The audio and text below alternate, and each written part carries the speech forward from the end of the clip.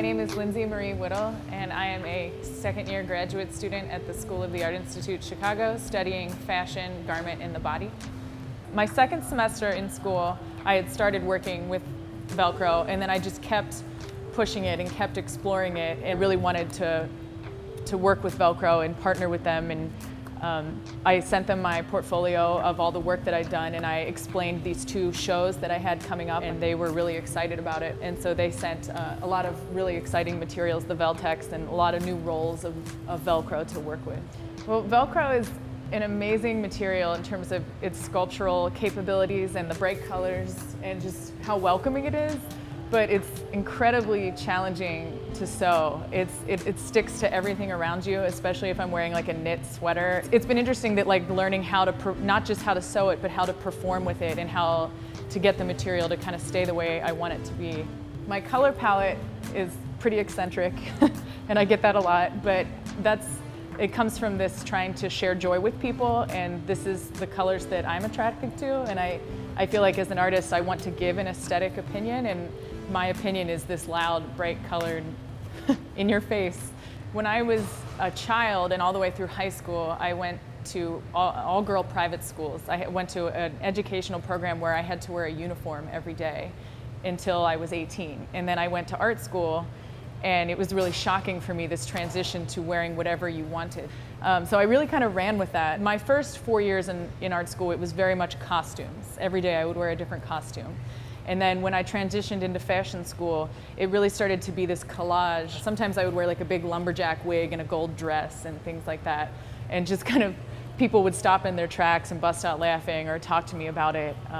And then as I got into grad school, I really wanted to continue with this project, but I wanted to turn it on its head a little bit. So my first semester, I wore really extreme celebration type wear because I was focusing on this idea of celebrating people. And then the semester after that, I started to wear paper. And I explored all kinds of paper: watercolor paper, brown paper, newspaper, comic book paper, sandpaper, which was the worst. And no matter how much I loved them, I couldn't fall in love with them because they would fall apart by the end of the day as I wore my bags and rode public transportation and walked in the rain. These things would just fall apart. I actually kept a stapler in my purse because sometimes I'd be walking down the street and the wind would just rip it off, and I'd just put it back on and staple it and keep moving. The last semester I wore women's makeup in a different way every day. It's funny, when I was younger, when I first started to kind of dress in an extreme way, it was really hard on my family, I felt like, because they're fairly conservative and just not used to that. And my mom told me that I was the only person that she knew that would wear clothes that made me look heavier than I was, because I've always tried to use the body as a starting off point to make shapes instead of fitting to the body.